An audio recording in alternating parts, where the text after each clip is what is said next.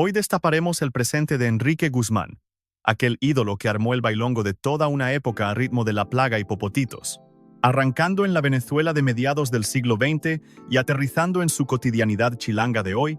Cada pasaje de su trayectoria te dejará con el ojo cuadrado. Quédense con nosotros para desmenuzar la fortuna, la rutina y la huella imborrable de esta auténtica leyenda de la farándula nacional. Arrancamos.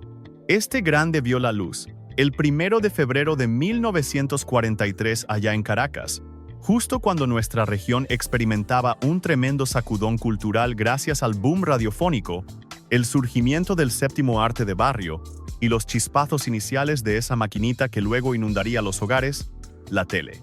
Lleva en la sangre una fusión mágica que lo amarra a dos gigantes del entretenimiento latino, papá azteca y mamá venezolana, una mezcla clave que le regaló, desde chavito, la facilidad de navegar como pez en el agua por diferentes mundos, algo que sería la clave del éxito para triunfar a lo largo y ancho del continente. Siendo apenas un chamaco, los suyos empacaron maletas rumbo a tierras aztecas, y fue justo en la capital del país donde nuestro protagonista echó raíces, agarró cancha y se topó con esa movida urbana que marcaría para siempre su brújula musical.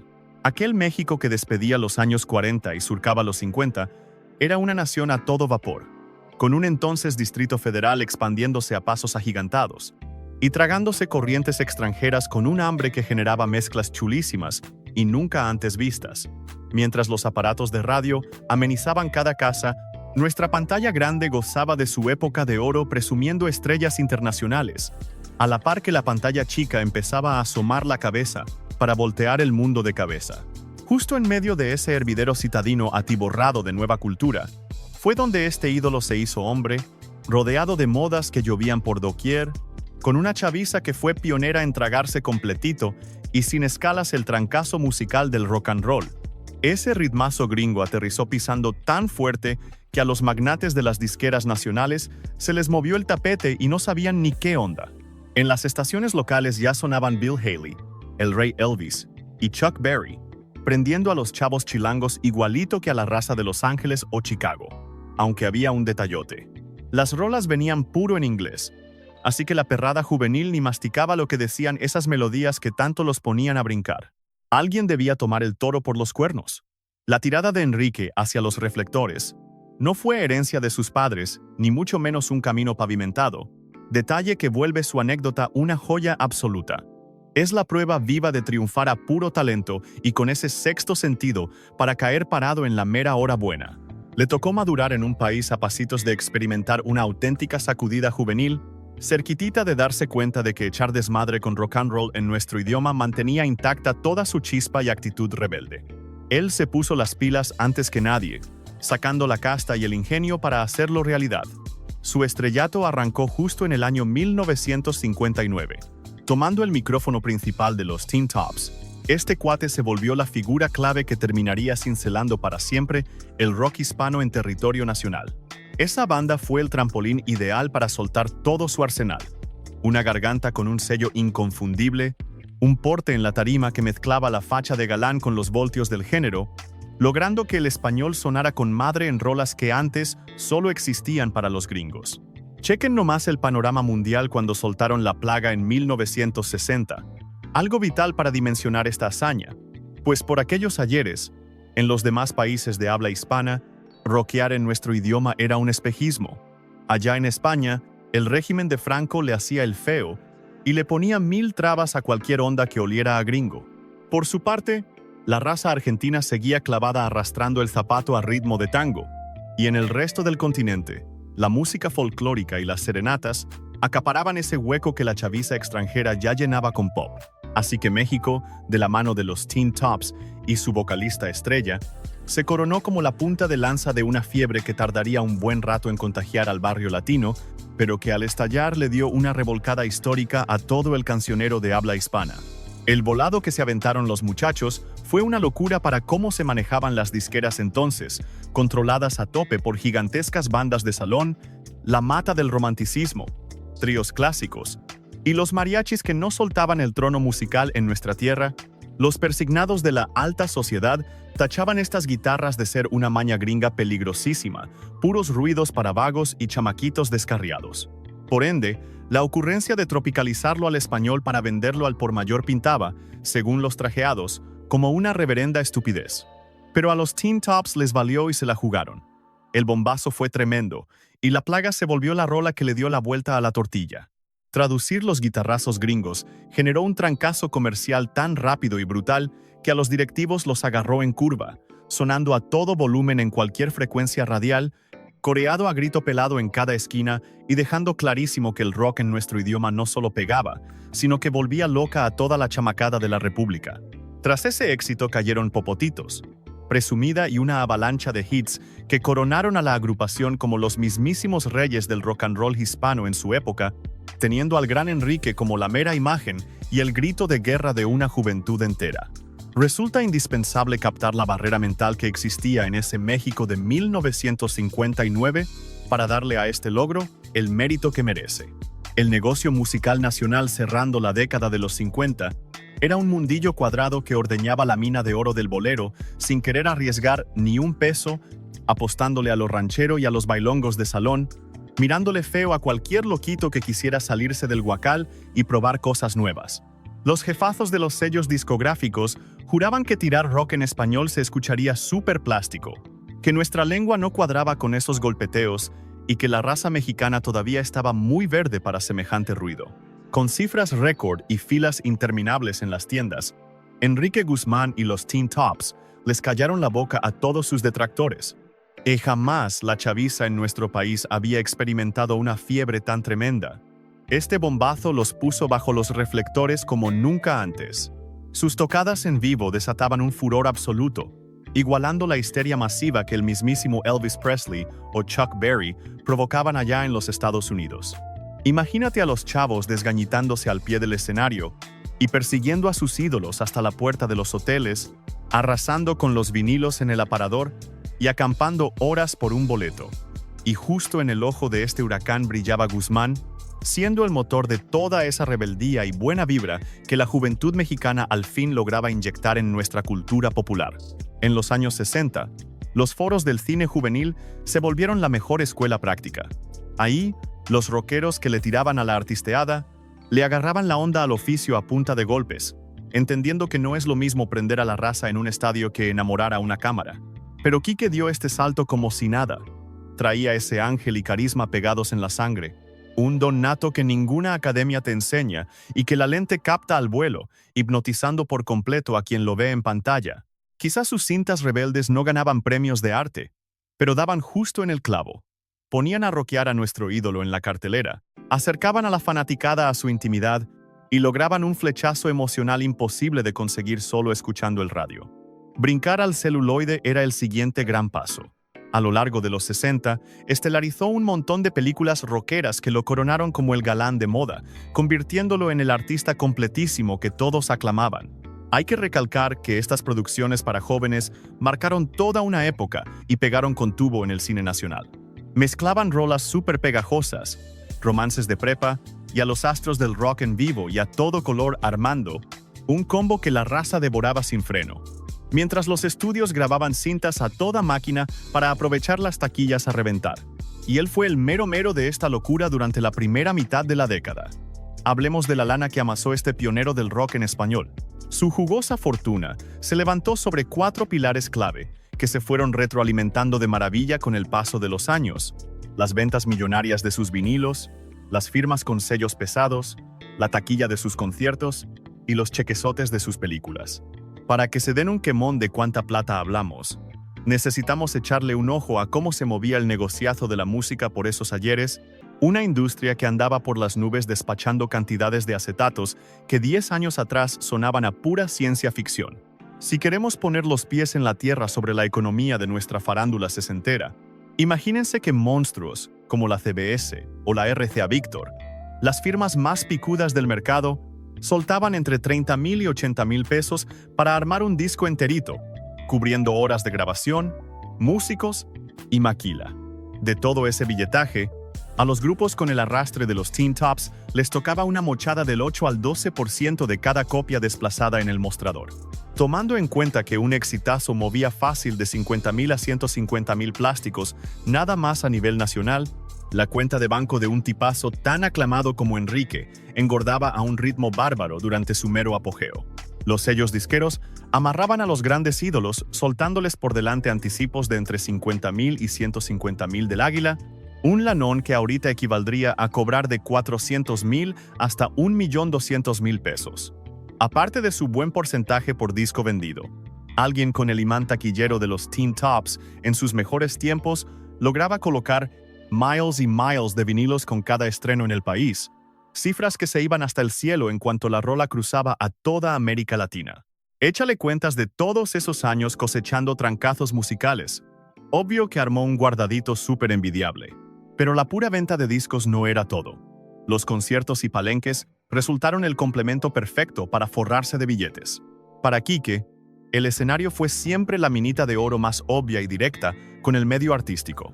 Imagínate, un solo evento en el Cuantro, imponente Auditorio Nacional o en los recintos más chonchos de la capital a inicios de los 60, le metía a la bolsa de 20,000 a 80,000 pesos por noche. Ahora, súmale las largas giras por toda la República y el continente. Esas temporadas rascaban millones y terminaron de cimentar su enorme imperio financiero. Por si fuera poco, la pantalla grande le inyectó una lanísima extra que catapultó sus finanzas en aquella década inolvidable. Firmar para protagonizar esos taquillazos le dejaba cheques de entre 80,000 y 200,000 pesos por rodaje. Claro, según qué tanto saliera a cuadro. Llevado a dinero de hoy, estamos hablando de embolsarse desde 600,000 hasta 1,5 millones de pesos por cinta. Y como en su mejor racha se aventaba la grabación de un montón de producciones al año, todo ese billete acumulado de la artisteada fue clave para levantar su inmenso imperio económico a principios de los 60. Vámonos con sus bienes raíces. El ídolo echó raíces en la capital mexicana, la metrópoli, que lo abrazó desde que llegó chamaco de Venezuela y que terminó siendo su hogar definitivo.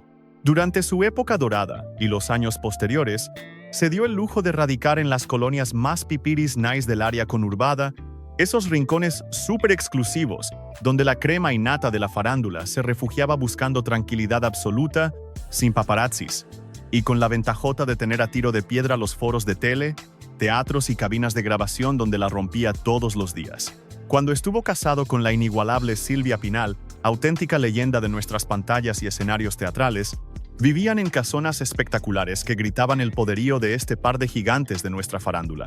Por aquellos años, ella era la diva indiscutible y mejor pagada del séptimo arte nacional. Venía de filmar joyitas con gigantes como Luis Buñuel. Así que el nidito de amor que armó con Enrique desbordaba puro peso pesado del estrellato. Fincar tu nido en las lomas de Chapultepec o el Pedregal era el sueño dorado. Ahí mero se codeaba la crema y nata del medio. Hablamos de mansiones lujosísimas, el escenario perfecto para un par de idolazos que andaban en los cuernos de la luna. Para que te des una idea, una buena casa lomense, en los maravillosos años 60, te salía entre 300,000 y 600,000 viejos pesos. Echándole números actuales, serían unos 2,5 millones a 5 melones de pesos. Súmale la raya de la servidumbre, los jardineros y tantos lujos, que se echaban de 8,000 a 15,000 pesotes mensuales. Era una movida financiera súper astuta, justo donde nuestros artistas favoritos decidían meter su buena lana para asegurar su futuro. Y vaya que le atinaron. Esos terrenazos terminaron valiendo su peso en oro al paso de las décadas. Hoy por hoy, el maestro Guzmán se la lleva más campechana. A sus 80 primaveras, mezcla el merecido descanso con su amor por el público. Y aunque ya escoge bien sus batallas, no suelta el micrófono ni las cámaras. Su base de operaciones sigue siendo la capirucha, guardando ese bajo perfil tan sabroso de las leyendas que ya no tienen que demostrarle nada a nadie, pues brillan por puro gusto. Los achaques normales de la edad se los ha toreado como todo un guerrero, aguantando vara gracias al temple que te da vivir de gira en gira. Hablemos de las naves y el estilazo sesentero. Esa época dorada donde nuestro querido Enrique se fue directo hasta las estrellas, coincidió con el famoso milagro mexicano. Una racha de pura bonanza económica que le cambió la cara a nuestras calles. La raza de clase media empezó a traer buen billete en la bolsa, y lucir un cochazo gringo era la máxima prueba de que ya la habías armado. Las avenidas chilangas se retacaron de carrazos marca Ford y lujosos Cadillac, sin olvidar los Chevrolet y Chrysler saliditos de Detroit. Eran el equivalente a traer ahorita un deportivo europeo carísimo para la chaviza triunfadora. Para un rockero de grueso calibre como él, la nave no era nomás para moverse, era una extensión de su mismísima personalidad. Una auténtica carta de presentación que volvía locos a los fans, quienes amaban vivir todo el circo maravilloso que rodeaba a su ídolo. Imagínate verlo llegar en un Ford Galaxy o un Chevrolet Impala convertible, pura lámina cromada, pura piel en los asientos y ese maquinón de 8 cilindros rugiendo perrísimo. Esa era la facha obligada del rey del rock and roll. Fresco, matador, vanguardista y bien rebelde. Agarrar uno de esos Galaxy te costaba unos 35,000 pesitos de entonces, que hoy serían como 280,000 pesos, mientras el Impala andaba en 32,000. Pecata minuta para la carretada de lana que metía este jefazo. Además, las grandes productoras y disqueras consentían a sus talentos prestándoles flotillas enteras para que se lanzaran a sus llamados. Así se ahorraban una buena feria en pasajes y, de paso, las empresas aseguraban que sus talentos apantallaran a todos bajándose de naves de primer nivel en cada evento o alfombra roja. Como nuestro buen Quique andaba en friega grabando discos y filmando películas a lo bárbaro a principios de los 60, siempre traía choferes y coches de estudio a la puerta. Era el paro perfecto para no volverse loco con una agenda tan apretada. Pero guachar la llegada de este ídolo a los foros de tele o los sets de cine era un espectáculo aparte. Pionero indiscutible del rock en nuestro idioma. Con ese copete alborotado tan bien peinadito que le copiaban a los rockabillys gringos, siempre al último grito de la moda para pintar su raya con los cantantes de la vieja escuela. O la ranchera. El chavo derramaba carisma, porque sabía perfectamente cómo enloquecer a las muchachas que atiborraban las banquetas de Televicentro. Los paparazzis se daban unos agarrones épicos por la mejor foto, y el staff de grabación ya sabía. Con él, la chamba iba a estar pesada pero inolvidable. Puro porte y estilazo de campeonato. En su mera época dorada, supo licuar dos mundos como nadie más en la historia lo había logrado. Por un lado, la facha elegante y cuidadita de un galán de nuestro cine, y por otro, esa garra indomable del rock anglosajón con el copetazo por delante, chamarras de chavo y una vibra de que le valía el sistema, gozando cada locura con una sonrisa de oreja a oreja. Semejante mezcla era inédita en nuestro país. Pegó con tubo entre la chaviza porque les dio algo moderno, en español y muy nuestro. Anímate a redescubrir sus grandes éxitos. No soltaba las páginas del chisme farandulero en los 60. Él solito dictaba qué estaba de moda y cómo debía verse un galán rompecorazones de la época. Revistazas clásicas como Notitas Musicales, además de Cine y Confidencias, lo traían en jaque con portadas y notas escarbando cada rincón de su rutina, qué le gustaba comer o vestir. Haz de cuenta que era el feed de Instagram de una mega estrella de ahorita, pero en papel impreso. Las disqueras y las revistas del corazón hacían un negocio redondo, y el buen Enrique era el rey indiscutible de todo ese merequetengue. Hablando de facha, Enrique fue de los pioneros en México al traerse esa onda rebelde y la moda juvenil gabacha y británica, usando sacos súper ceñidos, cuellos delgaditos y pantalones entubados, rompiendo por completo con el estilo acartonado que usaban los señorones de antaño. Este lookazo no era nomás por verse bien. La neta representaba el grito de libertad de toda una generación. Traer ese porte significaba que estabas rompiendo moldes y armando tu propio desmadre en los escenarios, conectando con chavos que ya no hacían clic ni con el traje de charro, ni con el frac de los boleristas de siempre. Esa era la esencia pura que el rock and roll traía, y este ídolo se la creyó tanto que la raza lo adoraba. Además, el cotorreo que traía con su misma camada, haciendo pandilla con leyendas como César Costa, Alberto Vázquez y nuestra novia de México, Angélica María, armó la mismísima época dorada de los ídolos juveniles. Juntos armaron una movida cultural perrísima que nos regaló joyas inolvidables de la farándula en nuestro idioma. Toda esta bola de talentos compartía cámaras, películas y tocadas. Obvio había piques, pero se tiraban paros sabiendo que si uno la armaba en grande, todos jalaban para arriba en este nuevo movimiento. Entre tanta estrella, él rifaba por su chispa en la tarima y ese ángel para prender a la raza, dejando a sus compas con el ojo cuadrado al tocar sus rolazas. Ya que echamos el chal sobre cómo vive nuestro Enrique, toca celebrar la chamba que lo volvió inmortal.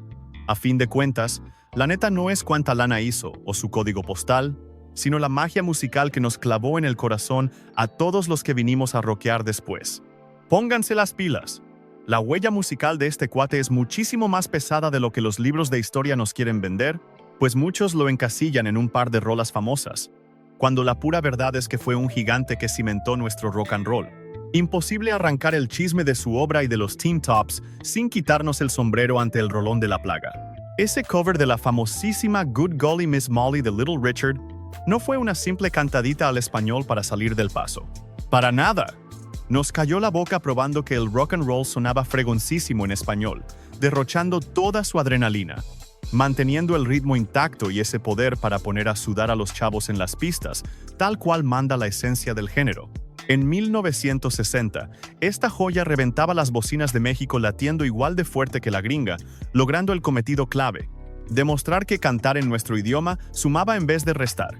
Luego pegaron con tubo con Popotitos, dejando clarísimo que su éxito era puro talento y cero chiripadas. Su magia era robarse la candela del sonido gabacho, cazar las rolitas perfectas, acoplarlas sin que sonaran a diccionario chafa y coronarlas con la garganta de Guzmán, que traía todo el porte para romperla. Popotitos fue un trancazo bárbaro. Logró que los Teen Tops conquistaran a una nueva audiencia más allá de los primeros rock and rolleros de corazón, jalando a un montón de chavos que, hasta ese ratito, andaban bien casados con la música más cuadradita. Finalmente llegó, presumida para cerrar con broche de oro esta tercia de éxitos y consagrar a la banda en el altar de nuestra cultura musical. Hoy por hoy, estas tres joyas son verdaderos himnos latinos. Suenan a cada rato en los recopilatorios y documentales, encabezando las himnos esquipoderas, listas de las rolas más fregonas de nuestra historia, volviéndose un tesoro intocable para toda la raza del continente y una clase maestra obligatoria para cachar cómo arrancó el rock and roll latino. Nuestro Quique fue la garganta de ese Big Bang musical, y ese trono de rey nadie se lo arrebata. Cuando se lanzó por su cuenta, a la par de los Teen Tops y mucho después de que se separaran, le metió muchísimo más sabor a su propuesta, probando que tenía la madera suficiente para brillar sin necesidad de sus compadres. Ya yendo en solitario, le entró a un montón de ritmos distintos, sacó notas que con la banda ni de chiste intentaba, y se volvió contra íntimo de su público, logrando que los fans dejaran de verlo nomás como el cantante de un grupito, para idolatrarlo como una superestrella hecha y derecha. Dar ese salto es un broncón que muy pocos logran sin estrellarse, pero él lo sorteó como si nada, demostrando de qué estaba hecho. Ahora bien, hablemos de su clan, los escándalos y las épocas oscuras. Ningún chisme que dure más de 60 años en el ojo del huracán se salva de sus raspones, ni de esos baches amargos que te enseñan el lado más crudo y humano de alguien a quien la tele nomás quiere pintar bañadito en oro. El camino de este señorazo tiene un buen de estos episodios rudos, y la movida más pesada siempre ha girado en torno a su sangre, arrancando por su matrimonio con doña Silvia Pinal y todo el merequetengue que ha vivido con su chamaca, nuestra querida rockera Alejandra Guzmán. El roce que traía con las otras luminarias de su época está para hacer una serie entera, ya que te pinta enterito cómo era la farándula de aquellos ayeres, llena de compadrazgos inquebrantables y alianzas de primera. Foguearse con gigantes como Pinal, que aparte de ser su señora, era una de las reinas indiscutibles de nuestro cine de oro, le abrió de par en par las puertas de las altas esferas faranduleras, dándole una visión del negocio que rebasaba por completo la burbujita del rock juvenil. La diva andaba conectadísima con cineastas de culto, los intelectuales y bohemios que convirtieron a la antigua Ciudad de México en la meca cultural del idioma. Juntarse con esa raza le destapó los sesos a Enrique de formas que catapultaron definitivamente toda su carrera musical. Pero al final forjaron su esencia. Casarse con la Pinal significó juntar a dos de las máximas luminarias de nuestra farándula. Eran pura lumbre, la rebeldía rockera topando con el brillo del séptimo arte, dejando a la fanaticada y a la prensa con el ojo cuadrado. La Pinal ya era una diva de talla mundial. Haber rifado en cintas de Luis Buñuel le dio un prestigio bárbaro que rebasaba por mucho nuestras fronteras. Juntarse con el mero mero del rock en nuestro idioma armó una historia digna de la realeza farandulera de toda Latinoamérica. Una locura. De este histórico romance nació Alejandra, quien sacó la casta artística familiar para volverse la reina absoluta del rock de su época, armando un trayecto que, la neta, acabó siendo más pesado y reconocido mundialmente que el de su propio jefe. Con los años, la Guzmán se consolidó como la mera rockera en nuestro idioma, presumiendo un currículum lleno de trancazos musicales por todo el mundo, millones y millones de copias desplazadas, además de una presencia en la tarima que, según los expertos, dejaba chiquito a su propio papá en sus años dorados. Ver cómo se pasó la estafeta en esta dinastía es una chulada digna de estudio en nuestra farándula. El jefe que pica piedra abriendo brecha, la chamaca que llega todavía más lejos. Y ese choque de trenes que a fuerza saca chispas cuando el orgullo, los corajes añejos y las broncas de casa topan con pared al estar todo el tiempo bajo los reflectores públicos. Los recientes agarrones y lavaderos públicos entre don Enrique, su hija Alejandra y su nieta Frida Sofía se volvieron el pleito familiar más sonado y jugoso de cubrir para toda la prensa rosa de México y Latinoamérica, soltando periodicazos durísimos de ambos bandos. Esas pláticas, que sacaban los trapos sucios más gachos del hogar, armaron un circo mediático que partió a la raza en dos bandos.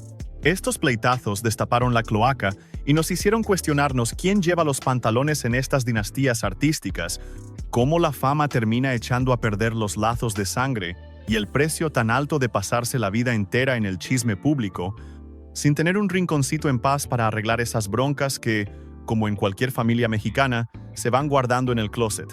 Hay que aplaudirle de pie a Guzmán y reconocer su tremendo colmillo para reinventarse frente a todos los giros del negocio musical. Eso es de lo más perrón de toda su trayectoria. La escena musical de 1960, cuando grabó La Plaga, no se parecía nadita a la de 1980, y mucho menos a lo que vimos en el año 2000 o al relajo actual. Cada tremendo brinco en la industria, desde los discos de acetato hasta el cassette y el disco compacto, pasando de la tocada en vivo como única opción, hasta llegar al mundo del streaming y a las plataformas sociales, fue un volado total para su camada, o se ponían las pilas o pasaban directo al olvido. Guzmán, ni tardo ni perezoso, supo sacarle jugo a la nostalgia, agarrando las tocadas del recuerdo como su salvavidas para mantenerse vigente siempre. Un negociazo que maduró a su lado, volviéndose una mina de oro bien segurita durante un montón de años. Ese chisme de que don Enrique colgó los tenis artísticos en los 60s es un cuento chino de lo más falso que le cuelgan a su leyenda. La neta es que le siguió tupiendo con todo a la artisteada por años tras su primer campanazo, aventándose palomazos y conciertos, saliendo en la tele y llenando esos shows del recuerdo que agarraron vuelo a partir de los 80s y 90s. Esa terquedad de no soltar el micrófono, de no tirar la toalla ni jubilarse, cuando la euforia masiva ya había bajado, nos pinta de cuerpo entero la garra que tiene como persona y cantautor, toda la facha y el porte de un ícono. En sus meras épocas de oro, la estampa pública de Enrique era un cóctel perfecto de dos mundos que mezcló como nadie. La finura del galán de cine nacional, siempre bien acicalado, revuelta con la vibra prendida del rock gringo, con su copete bien armado hacia arriba, garra moderna, y ese tonito de chavo rebelde que sabe que está rompiendo las reglas y se la pasa a todo dar haciéndolo. Fue un combo nuevecito en nuestra farándula que enamoró por completo a la chaviza de la época. Ellos pedían a gritos exactamente eso. Algo muy suyo, en puro español, que sonara fresón y macizo, pero con todo el orgullo y sello mexa. Verlo en las revistas de los 60s era pan de cada día, marcando la pauta de cómo debía lucir el mero galán de moda. Publicaciones de culto como Notitas Musicales, Cine Mundial y Confidencias lo traían en chinga de portada en portada, soltando con lupa todo el chisme de su día a día, qué le gustaba, sus mañas y cada detallito íntimo que, para los chavos de entonces, era como stalkear ahorita mismo el Instagram de un verdadero rockstar. El negocio de las revistas chismosas y la escena musical eran uña y mugre, y don Enrique era el mero de todo ese ecosistema. Hablando de sus trapos, Guzmán fue el pionero en nuestro país en poner de moda toda la onda juvenil que nos llegaba de tierras gringas y británicas. Sacos bien pegaditos, camisas de cuellito delgado y pantalones a la medida que le daban un aire fresquísimo, mandando a volar los ropajes aburridos de las generaciones pasadas. Agarrar ese estilo no era nomás por lucirse, era un verdadero grito de guerra juvenil. Andar con ese look demostraba que ya pertenecías a otra movida del entretenimiento, a una chaviza que ya no tragaba entero los trajes de charro ni los pingüinos de los boleristas. Era la bandera del rock en tu idioma. Y el buen Enrique se la creyó todita, conectando de volada con la raza. Su camaradería con la banda de su quinta, con tipazos como César Costa, Alberto Vázquez y nuestra Angélica María, armaron juntos el mero corazón de aquella añorada etapa de oro de los verdaderos ídolos juveniles en nuestro México. Juntos cocinaron una movida cultural padrísima que nos regaló sin duda los capítulos más fregonas de toda la historia de nuestra farándula hispana. Esta palomilla se la vivía rotando entre foros televisivos, sets de cine y tarimas, tirándose carrilla sana por ver quién era el mejor, pero siempre echándose la mano como carnales que picaban piedra juntos, sabiendo perfecto que si uno la rompía, todos salían ganando. ¡Qué chulada de época! El mero mero de esa banda brillaba por cómo prendía el escenario. Tenía un imán tremendo con la chaviza que dejaba a todos con el ojo cuadrado. Así de cañón es la verdadera huella de Enrique Guzmán. La marca imborrable que este ídolo dejó en nuestra farándula nacional se resume en 3 grandes aportaciones. Juntitas, arman un currículum verdaderamente de locos. Lo primerito y más picudo fue rifársela como pionero para probarle a todos que el rock and roll sonaba igual de perrón y auténtico en nuestro idioma que en la lengua gringa, pavimentando así la carretera para que un montón de talentos latinos le entraran al quite, detonando ese boom del rock en tu idioma que ahora la rompe en todo el planeta. Hablamos de una hazaña pionera que nuestra memoria musical aplaude y jamás dejará de honrar. Semejante primer golazo, demostrando que rockear en castellano sí pegaba y contuvo, no se quedó en un chistecito histórico, ni en un triunfo X. Resultó la semilla indispensable para que germinara toda la escena musical posterior. Grupos como Mecano en tierras ibéricas, los Pibes de Soda Stereo y los fabulosos Cadillacs, o nuestros paisanos de Maná y Café Tac BBA. Hasta rematar con esa locura mundial del reggaetón y los ritmos urbanos latinos que actualmente traen vueltos locos a los rankings de todo el globo. El caminito que conecta las locuras de los Teen Tops en 1960 con cualquier estrella actual del pop o rock latino está larguísimo y llenito de historias. Sin embargo, la piececita que arrancó todo fueron esos primerísimos discos que el buen Quique grabó en los estudios nacionales hace ya más de 6 décadas. Su segundo gran aporte fue cimentar esa fiebre de los galanes juveniles tanto en la pantalla chica como en el cine nacional durante los maravillosos años 60, armando el paquete completo de la estrella que igual te cantaba, sí, te actuaba y acaparaba reflectores, volviéndose la receta mágica que las productoras fusilaron todita esa época, haciendo mancuerna con pesos pesados como César Costa, Alberto Vázquez y nuestra novia de México, Angélica María, dictaron las reglas de lo que era ser el ídolo chavo del momento, marcando línea por muchísimo tiempo y sembrando un legado tremendo en cómo la farándula hispana cocina y proyecta a sus talentos pa' la chaviza. El tercer regalote, a lo mejor el más sorpresivo pero igual de valioso, es haberle dado vida a Alejandra Guzmán. Sin duda, una de las reinas indiscutibles de la escena rockera hispana durante los últimos 30 años, cuya trayectoria nació empapada de esa movida musical que su papá ayudó a levantar y del talento nato que sacó de sus 2 jefes. Está cañón pensar que un mismo núcleo familiar haya parido a un par de monstruos del rock cantado en nuestro idioma, separados por décadas. Una chulada rarísima en la memoria musical latina que te habla de la pura vena artística y el sabor que traen en la sangre. Aunque si le rascamos más allá de los premios de corbata, la verdadera herencia del buen Quique se siente en algo 1000 veces más de a pie, en esa raza que todavía se echa los coros de La Plaga o Popotitos a más de 60 años de que aquellas rolas salieran del horno, en los nostálgicos que atesoran sus vinilos de los Teen Tops como verdaderas joyitas de sus años mozos, y hasta en los chavos actuales que topan estas rolas en internet y se sacan de onda al notar que unos ritmos de 1960 suenan tan prendidos y actuales. Aguantar así el paso del tiempo es lo que consagra a una verdadera estrella, y a este señor le sobra para presumir. El detalle que vuelve a nuestro protagonista un ícono irrepetible en los anales de la artisteada azteca no se limita a su desmadre de los 60s, sino cómo sus primeros batazos siguieron retumbando con los años, armando los cimientos fortísimos para aguantar toda su trayectoria posterior ante las cámaras. Sobran los cantantes que pegan un chicle, viven sus 15 minutos de fama y luego se esfuman o terminan dando lástima. Otros se avientan un maratón de años en activo, pero poquito a poco se van olvidando de sus raíces y su esencia.